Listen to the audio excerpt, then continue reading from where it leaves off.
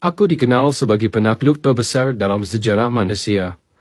Hingga kematianku, aku tidak pernah kalah dalam satu pertempuran pun. Kerajaanku membentang dari Macedonia hingga ke Mesir, dan dari Yunani hingga ke sebagian India. Aku, Alexander III, atau lebih dikenal dengan sebutan Alexander Agung. Aku lahir di Pera, Macedonia pada tanggal 21 Juli 356 sebelum Masehi. Aku adalah putra dari Raja Philip II yang saat itu berkuasa di Macedonia. Sejak kecil aku dikenal sebagai anak yang pemberani. Hal ini aku tunjukkan ketika aku berumur 12 tahun. Aku berhasil menaklukkan seekor Bucephalus di hadapan ayahku. Bucephalus adalah ras kuda liar yang terkenal sulit untuk dikendalikan. Kuda inilah yang di kemudian hari menjadi tungganganku selama pertempuran. Pada saat aku berusia 13 tahun, ayahku meminta Aristoteles untuk menjadi guruku. Ia mengajariku sastra, ilmu kedokteran, sains, serta filsafat. Ketika aku berumur 16 tahun, ayahku pergi berperang dan memintaku untuk memimpin Macedonia selama ia pergi. Pada tahun 336 sebelum Masehi, ayahku dibunuh oleh pengawalnya Pausanias. Setelah kematian ayahku, aku pun resmi diangkat sebagai raja baru Macedonia. Di masa-masa awal pemerintahanku, aku menunjukkan kemampuan militerku dengan memimpin kavaleri untuk melawan pasukan Sucitabes selama peperangan Serudia yang terjadi pada tahun 338 sebelum Masehi. Usiaku baru 20 tahun ketika aku menyingkirkan orang-orang yang menentang kedaulatanku sebagai raja baru Macedonia. Setelah aku memantapkan kedudukanku, aku pun melanjutkan perjuangan ayahku untuk memperluas wilayah kekuasaan Macedonia. Aku dan pasukanku pergi menyeberang di Hellespont, selat sempit yang ada di antara Laut Aegea dan Laut Marmara, untuk bertempur melawan pasukan Persia dan Yunani di Sulai Granicus. Seperti yang kalian tahu, aku memenangkan pertempuran tersebut. Selanjutnya, aku bergerak ke selatan dan berhasil menduduki kota Sardes.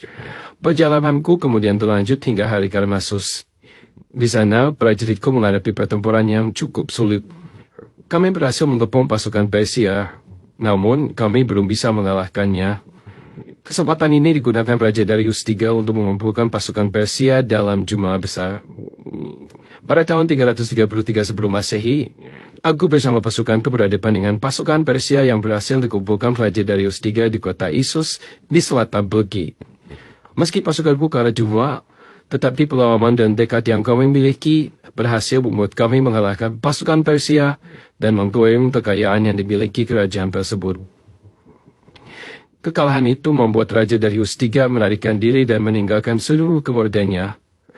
Ibunya, Sisgambis, sangat murka dengan apa yang dilakukan Darius dan mengangkatku sebagai putranya. Penaklukan yang aku lakukan terus berlanjut hingga ke Mesir. Di sana, aku berhasil merebut kota Deza dan menamainya sebagai Alexandria. Pada tahun 331 sebelum Masehi, aku dan pasukanku kembali berhadapan dengan Raja Darius III di Gaugamela. Sang raja kembali membawa pasukan dalam jumlah besar. Namun, sekali lagi, pasukanku berhasil mengalahkannya. Aku berhasil menempatkan diriku sebagai penguasa Persia setelah aku membunuh Raja Darius III. Untuk mendapatkan kepercayaan rakyat Persia, aku pun mulai berpakaian seperti orang Persia. Aku juga mulai mempraktikkan budaya mencium tangan dan bersujud yang mereka lakukan. Hal ini membuat rakyat Macedonia tidak senang, dan beberapa orang mulai berencana untuk membunuhku. Salah satu orang yang berusaha membunuhku adalah Philotas, putra dari Jenderal Parmenio. Aku lalu menghukum mati keduanya sebagai bentuk ancaman bagi siapa saja yang ingin melawanku. Meskipun aku sudah mengangkat diriku sebagai Raja Persia, namun upayaku untuk menguasai seluruh wilayah Persia masih terus menghadapi kendala. Salah satunya datang dari orang-orang Sogdiana. Mereka menolak untuk menyerah dan pergi ke bukit untuk mencari perlindungan. Di sanalah aku bertemu dengan seorang gadis cantik yang menarik hatiku. Ia bernama Roxana.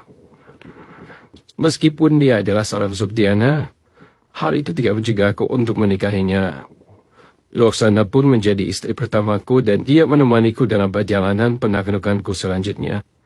Pada tahun 327 sebelum Masehi, aku dan pasukanku menuju Punjab, India. Tidak ada perlawanan berarti di sana selain harus berhadapan dengan Raja Porus dari Paurava di Sulai Hidaspes.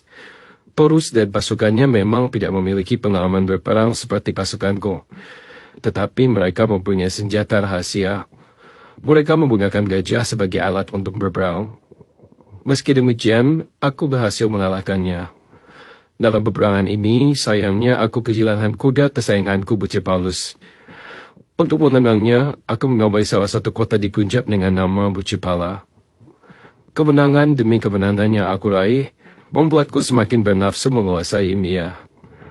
Akan tetapi hal ini mendapat penolakan dari para jenderal dan tentaraku yang sudah lelah berperang. Aku akhirnya mengikuti kemauan mereka untuk kembali ke Persia dengan menyusuri sungai Indus. Pada tahun 374 sebelum Masehi, aku tiba di kota Susa, Persia. Aku memulai cara baru untuk menyatukan Persia dan Macedonia, dengan memerintahkan para putri Persia untuk menikah dengan para perwira Macedonia kepercayaanku. Aku pun ambil bagian dalam pernikahan masal ini dengan memberi istri 2 orang putri Persia, yaitu Barsine dan Barisatis.